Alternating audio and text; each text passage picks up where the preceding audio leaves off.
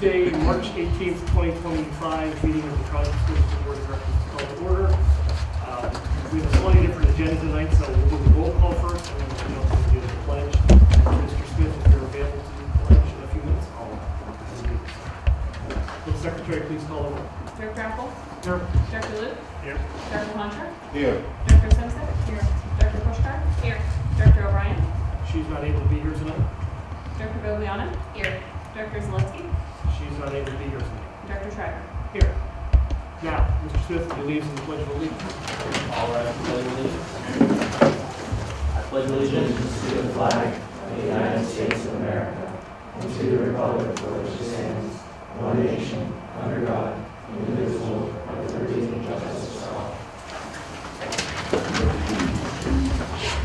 I'll report that we had an executive session part of this meeting where we discussed personnel matters, real estate, contract negotiations, and school safety. I will now turn to Dr. Schreiber for the superintendent report. Thank you, Director Schreiber. First, on our agenda, we have Dr. Franzik here, who is prepared to give us an update at Carnegie Elementary School. As you recall, Dr. Franzik recently joined us back in December as the Carnegie principal / EFL program coordinator. So, Dr. Franzik. Thank you very much. I'm going to sneak over here to advance some slides. I'm going to go backwards actually first. There we go. So thank you everyone. Thank you board for having me tonight to share some exciting things that I have been learning about Carnegie Elementary in my short time there. But one of the first things that I want to share is it is a fabulously dedicated staff at Carnegie Elementary that is absolutely committed to providing a wonderful education experience for our kids. That was apparent. I feel like my first day, and that feeling hasn't left since I've been there in the past couple of months. So I have prepared for you tonight just some things that have been going on throughout the building throughout the past few months, as well as some things that we are planning and then looking forward to the future for how we want to continue to grow our academic and educational experience for the kids. So first thing, growing partnerships and welcoming guests. It's amazing how many people are invited into the school quite frequently, whether it be through the PTA or through our teachers creating partnerships. So that's something that we want to keep growing and being thoughtful and intentional about how we do that. Our PTA is fabulous. They are always looking for ways to have great ideas for kids, have opportunities for students, and then how to collaborate. So it's been nice working with the different PTA members, our PTA president, to do that. Our second grade welcomed an author. Kelly Starling Lyons came in recently and shared a book that she had authored and how that process was with the students. With the high school, a small partnership that we've started and we'd like to keep growing, the Black Student Union came and they visited second grade, and they also were family reading night recently and did some activities with the kids and talked about what that opportunity looks like. So when our little cougars make their way up to junior, senior high, that hopefully they'll be able to participate in the different organizations available here. We have had a couple different assemblies. The park rangers came recently and they visited all of the classrooms at Carnegie. And then we also won a moonshot assembly. I apologize, I'm not sure who won it in the PTA, but somebody had applied to win that in the PTA, and the moonshot museum came in and did a really nice assembly for grades 4 through 6. Another opportunity that's been really nice to see as it goes throughout each week on Thursdays and sometimes Tuesdays, I think I've noticed, we have various volunteers that come in, whether it's high school students, parents, or current Carnegie students and their families come in and they work to fill the bags for the free store and make sure that that continues to function at the building. And then something that we've been working on, teachers in the building have previously started working with the AIU a few years ago to create a positive school-wide behavior plan. So that was something that we quickly saw was a need and picked back up. So we've been working with Carrie at the AIU to complete that training. I'll talk a little bit more about that a little further on. But just to share some of the exciting things, the 100th day of school was obviously a big deal at the elementary level. So there were a variety of activities that our kids got to do just to make learning a little bit extra fun that day. So these are just some pictures throughout kindergarten and first grade, a little bit of silliness. Of course, when you take pictures that we have to make a learning experience a little more exciting. And then Read Across America Week was recently March 2nd. There were more readers that came in during that week that I could put pictures. We would have had like 30 slides here if I went through all the pictures. But we had, I know Dr. Kreider, you came and read to a classroom, I think it was kindergarten. that you went to were first grade. First grade. We had a few different police officers, Representative Kula was there, and I believe the mayor of Carnegie was there as well. Retired teachers came in, grandparents came in, so the teachers really worked to bring in all different community members to read to the kids. And then sixth grade read to some of our younger students too, so I thought that was really nice to see that collaboration. And I've seen that a few times throughout my short time at Carnegie, where the older students are working with the younger ones. I think that's something nice that we can continue to build upon too. We just recently had our second annual food drive. Mrs. Lewis did a really nice job of coordinating that at the building and pushing that out to the community to bring in cereal boxes. I was going to say unused, but obviously cereal, because we did have students ask if they had to be closed or open. So bringing in cereal boxes, and I forget last year's number, but I know they definitely exceeded it and had 452 boxes. And then on National Cereal Day, which was, I think was March 7th or 8th, on a Friday, we had all the students come into the gymnasium and they had a cereal Domino's. And I shared it with Dr. Kreider and Dr. Taylor today. The Trib did a nice little article on what that event was. So that actually came out today, a couple hours ago. Family Reading Night, which was hosted by our PTA, just happened recently on a Friday night. And they had a variety of different people come in to do activities, read a story with the student, and then also have different activities to go along with that. The library was there was grandparents, there were parents, just whoever wanted to volunteer basically and create a reading activity for the students. So just some pictures of what that evening event looked like. And then I just included, there are so many things happening in Carnegie, walking around the school, getting to know the kids, getting to know the staff, trying to figure out where the different needs are, what we need to build for next year. There's hands-on learning I see happening. There is collaboration happening in the classroom, whether it be in the special area classrooms or in the regular education classrooms. So these are just some examples of things happening. We have some STEM activities in the library, which if you've ever done that, where the different markers and the little robot follows the markers with Ozobots, that's a very popular one with kids. And then another example, and some of the things we have here in music class, phys ed class, some Ramadan activities, and then Black History Month as well. And the project I think that's unique in that classroom is the students did a research project on a figure for Black History Month, and that has now led into a Women's History Month project this month for the month of March. So how the teachers are building on that for kids. And then I had mentioned earlier positive behavior support. So you might hear the acronym PBIS, and that's something that we've noticed as a need. The staff is very well aware of that. So we picked that back up in a partnership with the AIU, and we just did our second day of training, and the third day of training is coming up on April 8th. And we put together, and I shouldn't say we, because they really created it prior to me getting there. I've just helped move them forward with it. School-wide goals and expectations, a way to reinforce those with our students as well as teach those to the students to hopefully encourage that positive behavior. So our plan right now, as much as I would love to roll that out full force, I don't think that's a realistic expectation, so we're going to kind of like soft launch that for the remainder of this year, the fourth quarter, and a little bit of a pilot, and then full implementation of our PBS plan next year. So you all get a nice little sneak peek of what our little cougar will look like, what the reward ticket for students will be, so they'll know that they were either practicing respect, acting responsibly, working together, or staying safe, where that happened. These are the expectations that we'll explicitly teach the children into next year, and then they'll get to put their names in the drawing. We'll pull out prizes by grade level, and we'll work towards school-wide rewards. And then thinking ahead, obviously we have a lot of things coming up in the spring, not just at Carnegie, but I know across the district. But we're also thinking ahead to next year. Our sixth grade has move-up day this Friday. PSSAs are right around the corner. Kindergarten registration's coming up soon. Field trips and end-of-year activities. And then thinking about the nuts and bolts of the school with scheduling, preparing for construction. And then next year, that PBIS implementation, and then really focusing on our multi-tiered systems of support. So the MTSS focus is really an academic focus for next year, and how we can make sure we're academically supporting our students as well as having intervention and enrichment opportunities. So there's some lofty goals, and it'll take more than 1 year to really get all of that off the ground, but we have to start somewhere. So this is where we're at for now.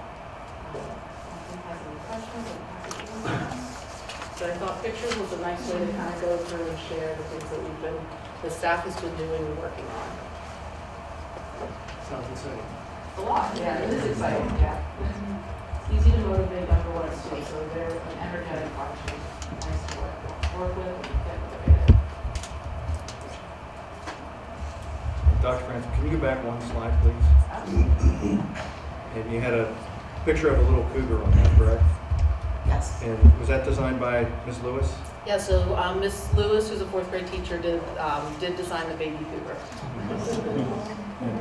So as we move forward with construction, we won't steal the thunder, but we will have a cougar construction manager. So I believe it's a mock-up of that cougar there with a construction helmet on, just to give updates for the Carnegie project, which I think will be nice little addition.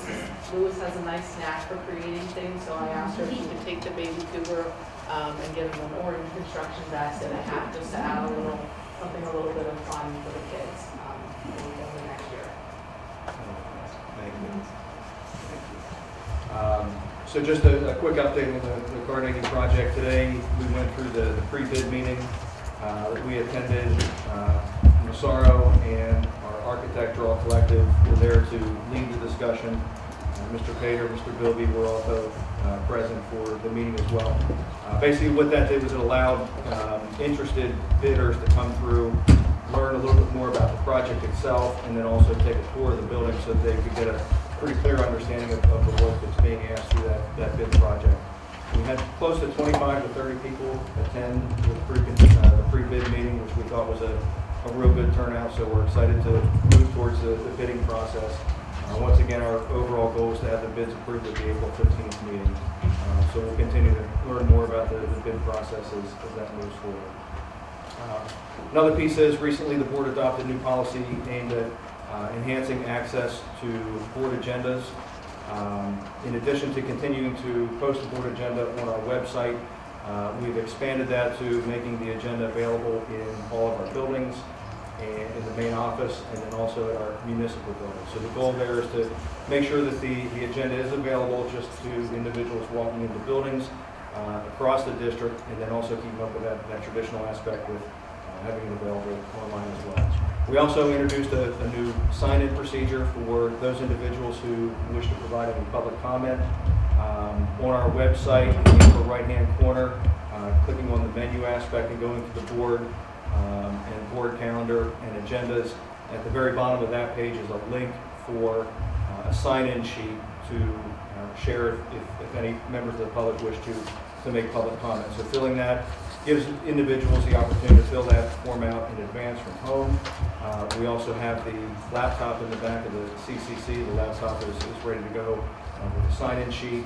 And then for those who are more technology savvy, if they want to use the QR code from their mobile device, they can do that. They can fill out the form there at the seats. So that creates a little bit more flexibility. It also allows us to collect all the data on the back end and reduces the amount of paper we need to go through. Also on the agenda, there's several position realignments as we continue to review workflow and different types of responsibilities. These changes are designed to better improve the efficiency and better align duties within the district. So one of the things I did want to clarify was a specific item regarding the district psychologist position. The way the positions were listed, on the one side they were position eliminations, and on the other side they were position additions. And it looked to have a one-to-one relationship between each of those positions. And when it came to district psychologist, across from that I believe was the K-12 music position. It was not intended to be necessarily a one-to-one relationship. So the K-12 district music teacher is not replacing the district psychologist. I did go back in and amend that just for clarity, because there was some confusion that was brought to my attention today. So I wanted to make sure that piece got cleaned up. The goal with that position is we're taking a look at, right now with the Director of Special Education and Pupil Services, the district psychologist position may not necessarily be the best level of support that our Director of Special Education and Pupil Services needs. So we're looking into how to re-image and recraft that position. So when I went back in and updated across that line there, I put to be determined, because the position is not meant to be deleted and not revisited again, but the spirit there is to make sure that we craft a position that's fine-tuned towards the exact needs. So putting the to be determined simply commits the district to, it's eliminating the name more or less, but the position in a different name and a different type of framework would still exist to provide that additional writer support. Yes, and so Dr. Surge, we asked her to provide us input on the position itself as far as the description. She has very keen insight into what the needs of a district psychologist are, and then also in addition to that, what we preliminary came up with was some type of coordinator type of position that would help oversee student services as well. So she's been working on that job description as well and providing feedback. There's also some additional updates, as I referenced, some changes with music and a new position with technology at the elementary level. Dr. Taylor is going to provide a little bit more insight into those positions. Dr. Taylor? Sure. So, in October of last school year, the Education Technology Committee of the board met, and we discussed a couple of areas in the curriculum that we wanted to see enhanced. And one of the areas we talked about was having a K-12 focus on computer technology, digital citizenship, information literacy.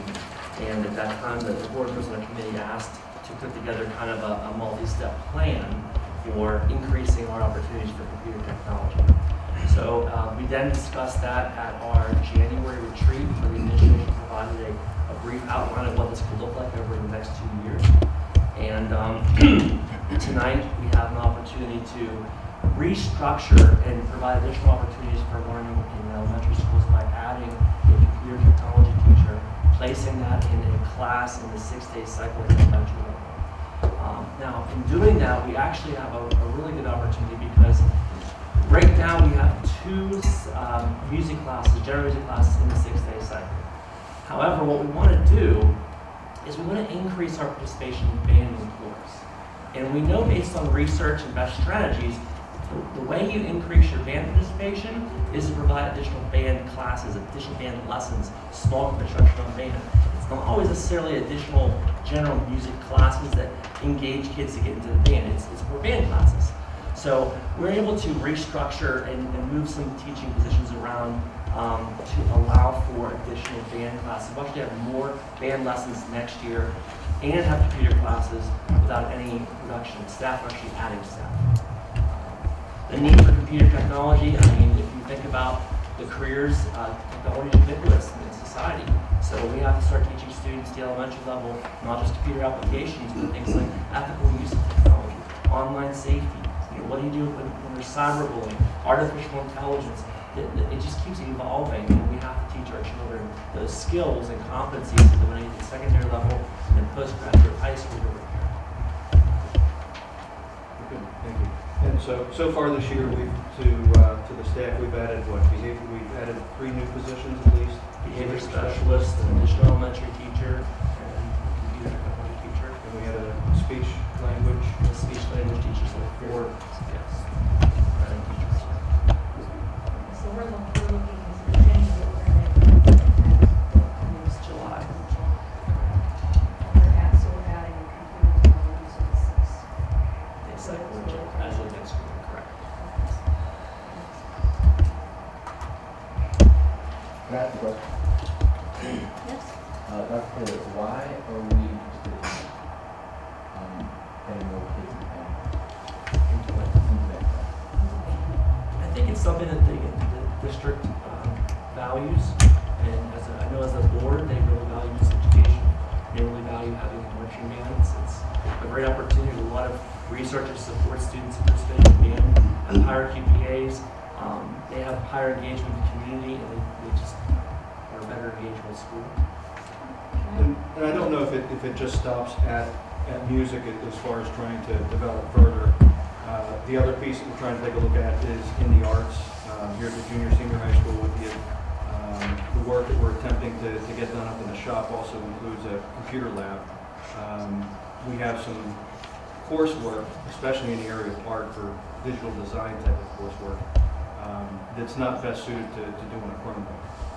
So looking at adding a computer lab that's either Apple-based or however we decide to format that, but just to make sure that students have the right tools to design the projects that they're working on. I know art is one area, and the VCIT is another area, with some engineering type of work, is that we need a dedicated lab towards building in the arts. Also in phys ed, I think we have, was there a new course added this year for strength and conditioning, or is that? Okay. So looking to improve all those special areas, because there's a lot of different things with a lot of different learners. There's a way that they approach and engage in learning. There's different career development fields that focus in on creativity, problem solving, critical thinking, and a lot of our supportive types of arts programs contribute directly toward that. Learning that takes place in the math classroom, and the science classroom, they all contribute to very specific knowledge because they get that broad understanding from our unified arts. So I think everybody's in favor of developing as much as we can to give kids a broad education and give them the tools that they need to be successful. I can make comment too. I think we've historically had issues with people who want to take it in. It's conflicting with other parts of their schedule. So more people want to participate and haven't been able to put their schedule on. So I think, the moves that we're looking to make might resolve some of that so people can have more flexibility in their schedules.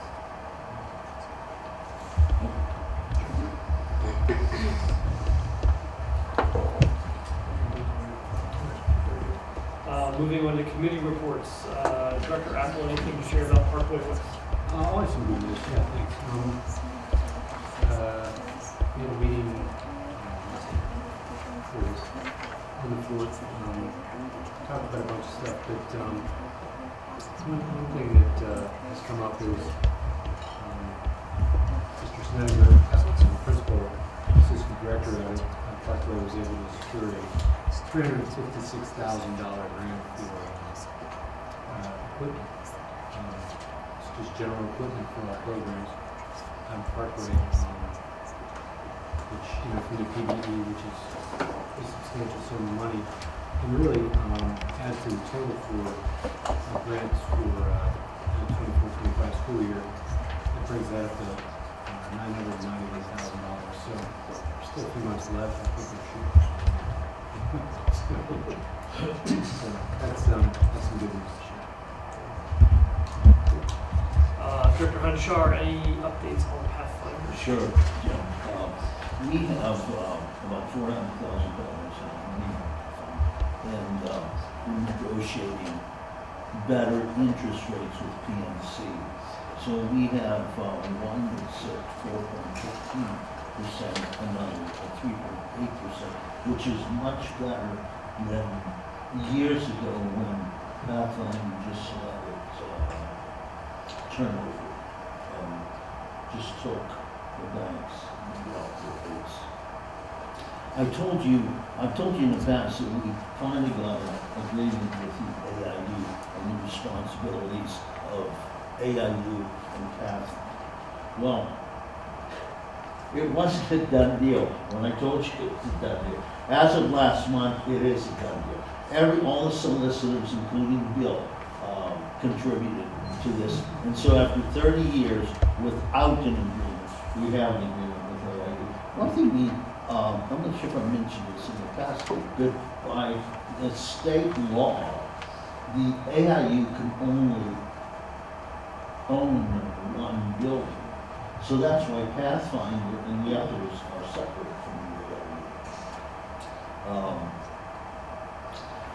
Pathfinder's rental income is significant, and we're going to have the same renters as last year, which is good. Enrollment is still 88, and the next meeting is tomorrow. Thanks. Thank you. I believe Director Zalewski is out of town tonight, so Dr. Kreider, any updates on Shaz? No new updates. Director Guglielmo, anything for KSBA? Yes, real quick. So on next Thursday, March 27th, the AIU is having their annual legislative forum where they have new candidates night, but Allegheny County Legislative Forum on Education, local state lawmakers, and they're going to have a conversation about exploring a variety of issues affecting public schools. So I will be joining the Zoom, but I'll be participating at the next meeting to have an update about that. Very cool. Thank you. Director Simpson, any updates on the fellowship? I have a few things. So you mentioned a few times we're planning for Taste of Farmington, which we again is going to be April 28th, 6 to 8:30 at Chartiers Country Club. We're still looking, we're hoping we get maybe at least one more food vendor, so everybody who might want to participate. We're really happy to report that Grover Cider is going to be there. So thank you, Director Luke. Also want to report that Director Liliana has agreed to join the Education Foundations and be part of the group and help us with some of our efforts there, so we're very pleased and excited to work with her. Our next meeting is going to be on April 1st, and Dr. Taylor has agreed to meet with us at that time. We're going to talk about fundraising efforts and how maybe we can all, the Education Foundation can work together with the district without stepping on each other's toes that way. Also would like to report that the Education Foundation at our last meeting did award $2,500 to the 7th and 8th grade classes for building the house project. It's something that we're really excited to hear the group work being put into that. And we spoke with Mrs. Burleson about that, so continuing going to expand that project.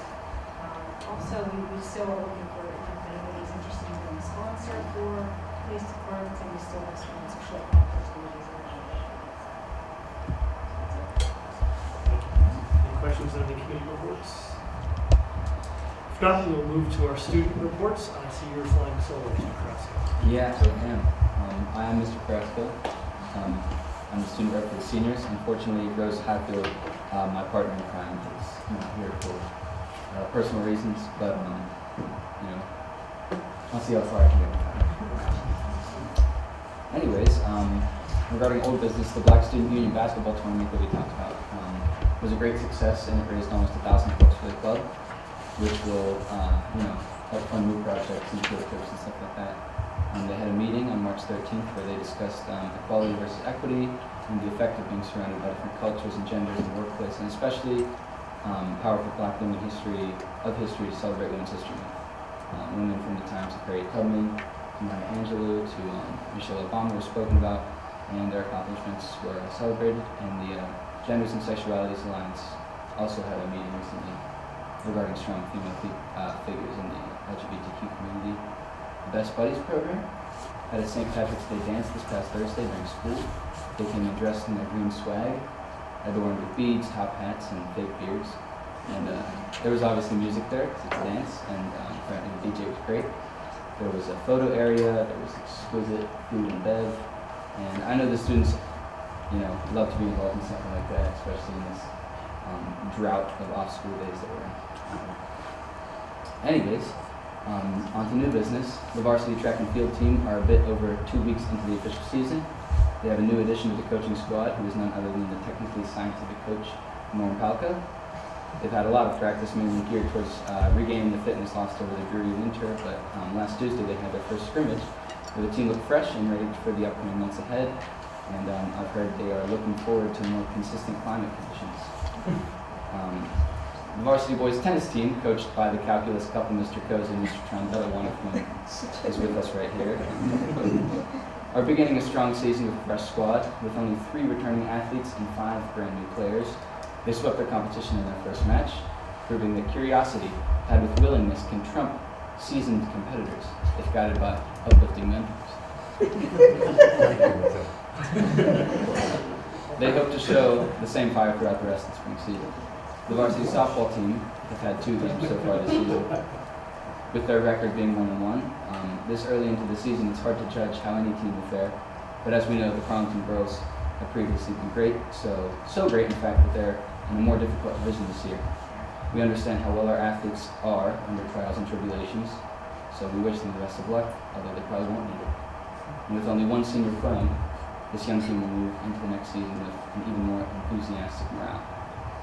This Friday, the NHS, National Honor Society students, are going to help with 6th grade move-in day here in the building. They'll be greeting 6th graders as they come in and giving tours of the building while school is in session, giving them a very good feel of the school day up in the big house.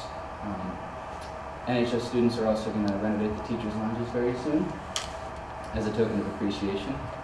They're planning on giving a fresh layout of the lounges with new paint jobs and possibly new furniture as well. I'm not sure about the conditions in there because it's secret, but hopefully you guys will like it. And lastly, the spring musical Hadestown is in full swing for rehearsals, only being a week from Tech Week.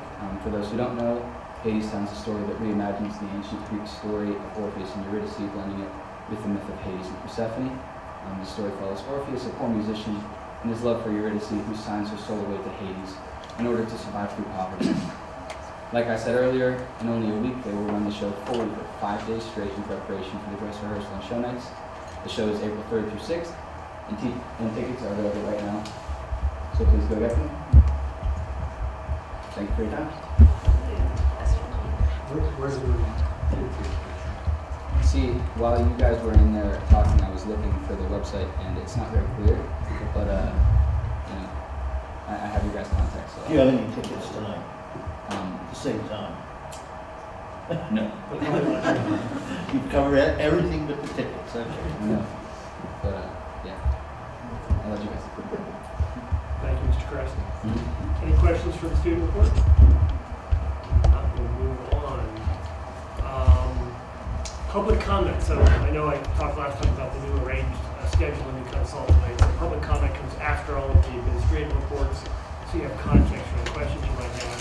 Does anybody have questions, or I guess part of the new process is signing up for questions? Yes. I'm going to read that sheet.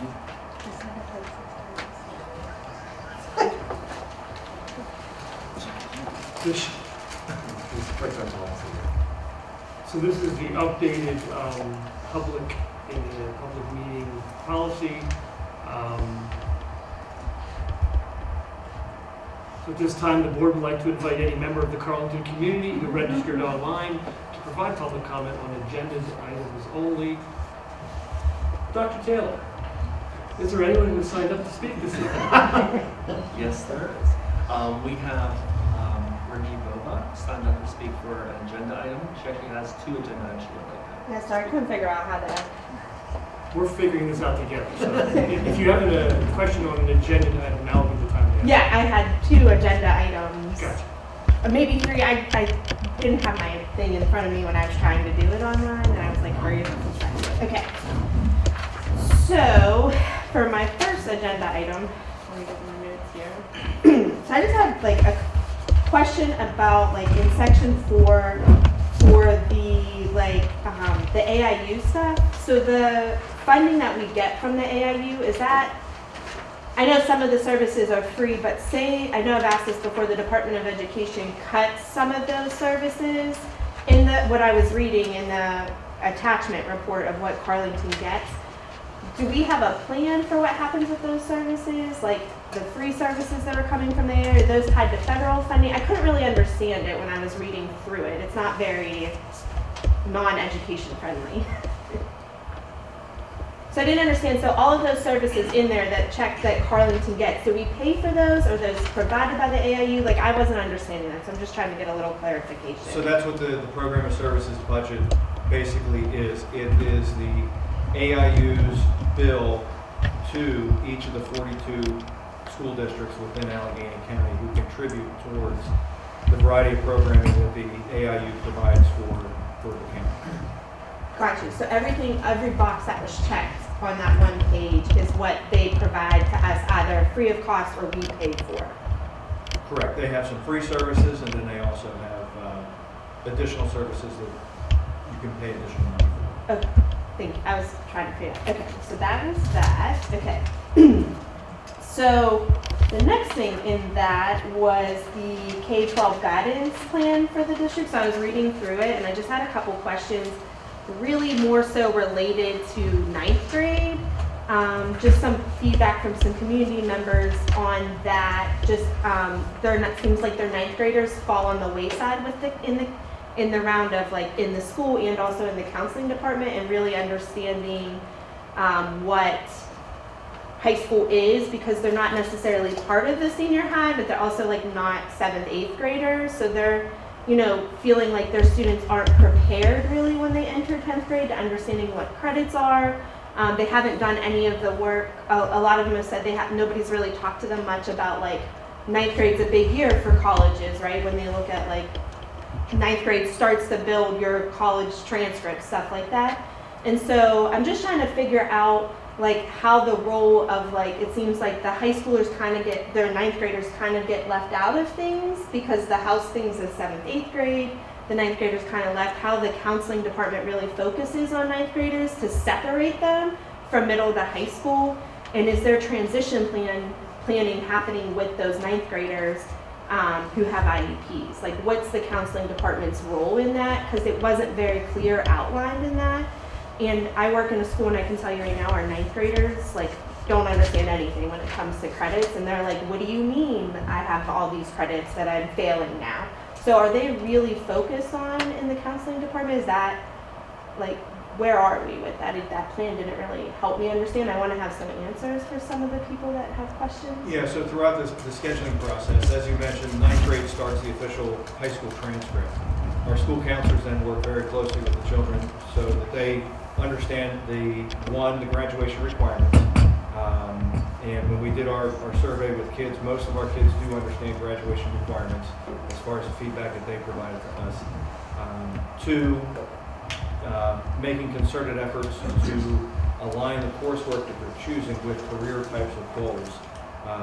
So to fully explore what the program of studies has to offer and align those choices so they can plan out both what the required courses are in the core areas and then also take a look at elective level areas for their area of interest to pursue. So do those 9th graders get included, like if the guidance department decides to have a college tour, did those 9th graders get included in that looking for schools, or because they're still considered junior high, they don't get? Even though they're in the junior high covered under Mrs. Burleson, it's still a first part of their high school career. Okay, all right. So then on to the elimination and refiguring of the positions. And I think you, Dr. Taylor, I had a couple questions because I couldn't really hear you very well, so I just want to make sure I heard some things correctly. So the plan is not necessarily to eliminate a psychologist position, it is to redefine it. One question, right? Like that.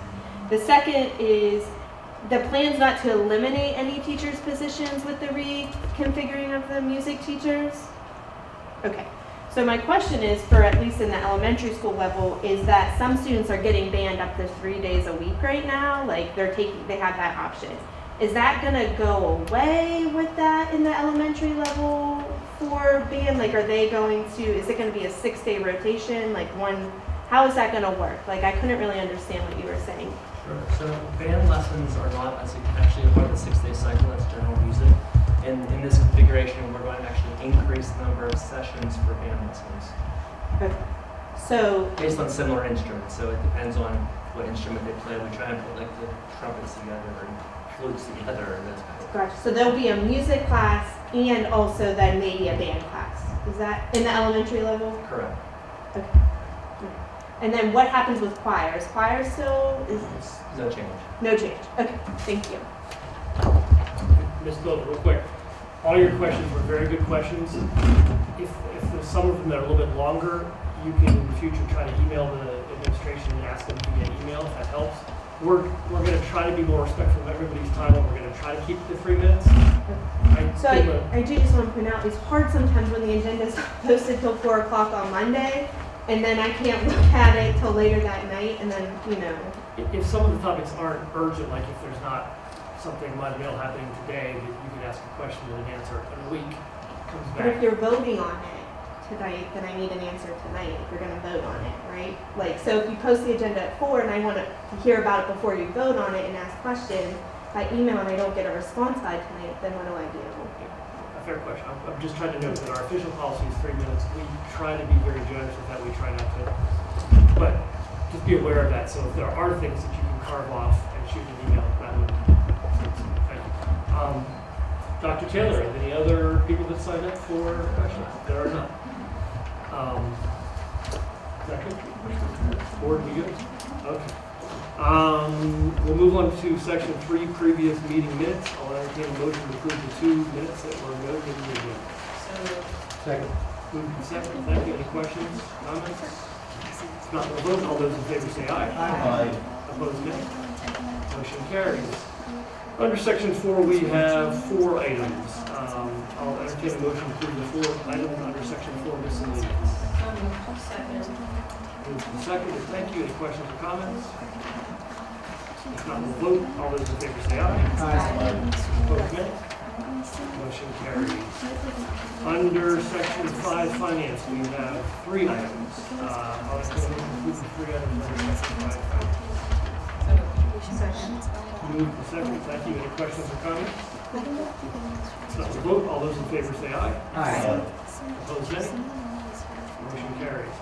Under section 6, personnel, there are several items, some of which Dr. Kreider has given us a preview. Dr. Kreider, Dr. Taylor has given us a preview. I'll entertain a motion to approve the 2 items under section 6, personnel. Second. Moved and seconded. Thank you. Any questions or discussion? I will say that there is one person here at the meeting, Mr. Greg Petronsky, who is up for tenure. His tenure is up here on the board agenda for approval. Congratulations, Mr. Petronsky. Also, as a retirement, Lisa Rowley, who was previously a physical education teacher in the school district, retired, I think, in 2020 or 2021, but remained with us to be the federal programs coordinator. Federal Programs Coordinator is an extremely important position for the district. Does a lot of work with our, not only just our federal grants, but also with our grants in general. Her leadership and understanding of the federal grants and soliciting funding for the district, doing the paperwork, meeting deadlines, filling out applications and getting them submitted on time. That role has evolved quite a bit over time. She has done an outstanding job for us. Lisa made the commitment to us a few years back that she would get us through the COVID years because there were a lot of the ESSER types of funding which were very deep and really took a strong person to understand those things. So truly appreciative of Lisa Rowley's approach to professionalism and everything that she contributed to the district. Definitely would recommend it be missed off. Congrats to Greg, and we will miss Lisa for sure. Definitely. Any other comments or questions? I'll quickly note, you didn't flinch? Okay. I'll quickly note on the music side, I'm a big fan of music, so on a personal level, I was interested in hearing the administration's explanation on the changes, and being both a band and a choral person myself, I am comfortable that the plan that they put in place is one that's meant to help grow our program and not hurt it. So I'm going to be surely voting yes on it, but it was something that I had a lot of questions for. We had a lot of conversation about. So, and then secondarily on the district psychologist position, if it wasn't clear, we are thrilled with our current leader of that department. She does an amazing job, and we're looking to find the right support to complement her. And we've struggled with that over the last couple of months, so we're going to eliminate that old position and hope to create a new position that attracts the right kind of candidate that helps us help her because she's doing such a great job. So, quick comment. Yeah. Any of my colleagues have questions? Yes, up until the executive session, I was against this music change. But the way Jeff explained it, we are actually going to be stronger with this new music program. So I am in complete support of it now, whereas I wasn't at 5:45 I think if the way it's going to happen, it's going to be so strong that we should see improvements on the stage here at the high school in the future. But please be accepting of the changes and give it a try. Well, I think I'm really excited too to have the technology. Oh, and that too. To offer that to our students because we have not had that. in the Yeah. past, and I think it's been lacking, so it's really, really a good thing that it met. Because as we all know, how technology changes constantly. Yes. So we need to get, Yes. our students need to get up with that. I feel music keeps us sane, and we're gonna be a sane school district. Any other questions? Thank you, Chris.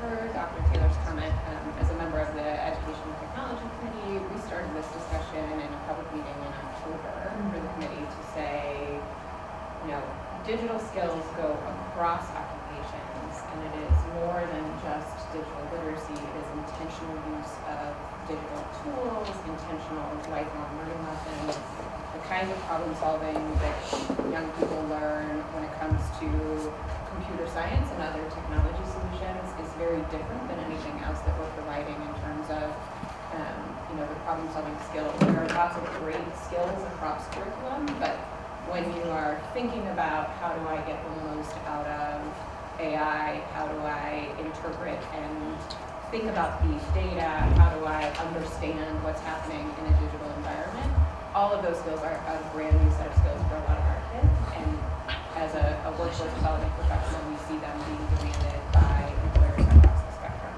So I'm very supportive of adding a new technology curriculum throughout the district. I think it's going to be very additive for our district. And I agree that the way that you've thought through how do we make sure that we are continuing the support of our music program, and that has been very helpful.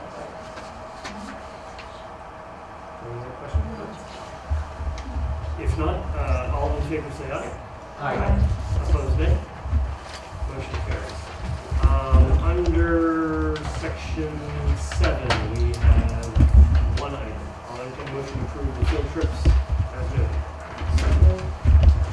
Moved second, thank you. Any questions or comments? If not, we'll vote. All those in favor say aye. Aye. Opposed, nay. Motion carries. Under section 8, policy, we have two items. I'll entertain a motion to approve both of those policies, please. Second. Moved and seconded, thank you. Any questions or discussion? If not, we'll vote. All those in favor say aye. Aye. Opposed, nay. Motion carries. Old business, any director of any old business they'd like to discuss? New business, any new business? Any open forum questions from the audience? No sign-ups required. We do actually have a setup. We do have a sign-up. We did have somebody set up, sir. Okay. So it was pretty good. Brittany. And Reese, you raise your hand. Well, Brittany, go first, and then we'll. So I just have one question about that. So if do you sign up, if you don't sign up, you can't talk, or you're gonna always have this computer here? I believe we'll always have a computer, is that correct? We'll always have a computer. Okay, so I have a couple of questions. One, I appreciate that you guys have made the board agendas available. I called all of the boroughs today to ensure that they were there because it's been in your policy for a while, so I asked about that, so I'm glad they're there. I think I made my one comment clear about like 24 hours, that's not a lot of time for the public to review it and come up with questions and stuff, and making it more accessible to everybody in the district. Again, having them here at the high school, I think I asked before, the possibility of changing the location so it's more equitable for community members, people who don't drive, people who have lots of kids. Like, this is not you can't walk here. Like, this is not a walking school. That's why we're not a walking district, because it's not safe. So just thinking about that. I do want to bring up, because I heard a lot of this comment from different people in the elementary school. So the change with the PSSAs to going to remote learning or FID learning or remote learning for students has a lot of, at least elementary school parents, highly concerned. It went from 2 days to 5 days.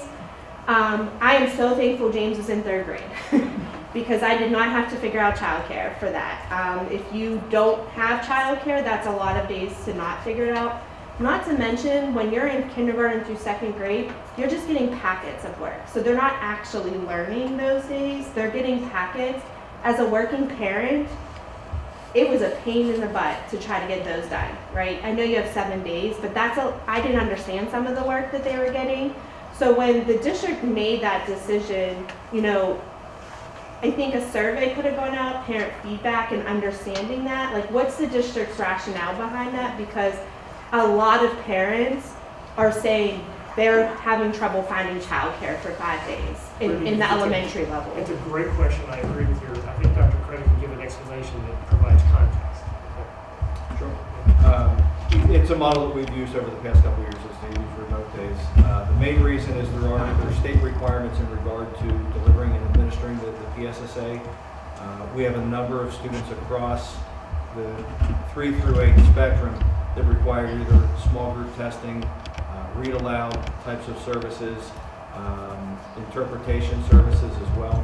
A number of small groups, and there's some that have limits. Some have to be one-on-one. Some have to be less than 5 students, and then others that can be in classrooms of larger sizes. But in order for us to create that environment that is conducive to testing for all of our students, we have a high volume of staff that we need to use. One of the pieces that I asked Dr. Taylor at the beginning of this year was to take a look at the schedule to see if we can move to a different platform as opposed to using remote learning days and to help parents out, because we recognize that that's a challenge. Unfortunately, just with the sheer number of small groups of testing that we need to do, we can't, personnel-wise, we can't administer the exams. One of the things that we want to consider in the future, however, is taking a look at, especially at the K-2, which I think is really where it hits the child care, is to think outside the box with different types of opportunities for our kids. If it is some types of field trips that we can go on, or sponsoring events at different locations. Very difficult to house it within our buildings due to the testing environment. We try to think creatively where we can have different types of activities for our kids to go to, so it's not as much of a burden on the child care side. So those are the pieces we're going to start to build as we move towards next year's schedule. And so I just much struggle with the remote day, learning day, because for me, remote sounds like computer. That, like, these are 5 days these kids aren't getting an education. They're literally getting a packet of 5 pages of work. So they're not getting any instruction whatsoever. And so I struggle with that when it's 5 days, because that's a lot of, if a kid was absent for 5 days, we would be citing truant, like looking at maybe truancy, attendance improvement plan. So that's like a lot of instruction days in kindergarten through 2nd grade that they're missing. Ms. Butler, we agree. Yeah. We have state requirements, so we don't have the staff to bring them into the school to handle it. I know, they get computers, so can they bring their computers home? Like that kind of thing. Like, I think putting a survey out, asking parents like what their thoughts are I think on they that. do take their computers. They don't, not kindergarten through 2nd. They get no computer, it's packets. That's what the kids, If we yeah. need to, we can make that. The administration can take a look at it. I think it's a good. The challenge now also is that both PSSA and Keystone exams are moving to 100% online, along with SATs, and a lot of other testing is moving online, which makes it a challenge for our teachers to provide the instruction, because a lot of the instruction we provide is very one-to-one, very specific. It's a challenge to convert that from the learning that we traditionally use and then assessing with online tools, and just going through and using the different types of mechanisms for writing things out in math, using different symbols, is a challenge. But again, maybe ask community feedback from parents to get what would be helpful for those days, would be helpful for it. Thank you. Just to jump in here, I heard from you, Dr. Ryder, that you're looking at next year, what can be done for K-2 parents. I'm sensitive to the fact that I don't want to ask parents what can we do and then not be able to deliver on something, because we are bound by certain state requirements and we do not have the staff to be able to be in 2 places at once, and that does really limit. And so asking a kind of general, what do you need question, we may not be able to build on. But I do think there's opportunity to say, we've got a really strong PTA in Carnegie, we have a really strong PTA in Crafton. Is there the opportunity to bring those PTAs together to say, okay, for next year, what do we need to think about differently? How can we structure something and have those conversations in a way that we, I'm not going to speak on behalf of the full board, or our preference is always butts and seats whenever possible, right? Not to send kids home for any reason if we can avoid it. or this is one of those cases where, given the needs of the students in 3 through 8, there just is not an alternative in our summer school to keeping everyone in the buildings at those times. So I think planning into next year, maybe we engage our care groups.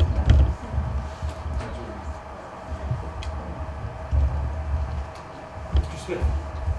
My questions were also about the PSA testing schedule, but I guess, so these requirements for like the certain like ratios of proctors to students, have these been updated in the past 6 years? Because I mean, just 6 years ago, we had the staffing capabilities to keep everyone here, so that staffing has gone down that much in 6 years, or that there's been new requirements passed in the past 6 years? Don't believe there's been any different requirements. It may just be due to demographics and student needs. But what's the requirement for like proctoring? Like, does it have to be teachers? Are we able to use administrators, like outside volunteers? Like Volunteers are not allowed. They have to be district employees. And so we use our teaching staff, we use our paraprofessional staff. We also use substitute teachers, even beyond our regular staff as well to do it. We try to be creative as best we can, because to Director Puska, we would like kids to be in school because that's the best outcomes. Any other open forum questions from anyone? If not, board, open forum questions. If not, I'll entertain the motion to adjourn. So moved. Moved to second, all in favor say aye. Aye. Opposed, nay. We are adjourned.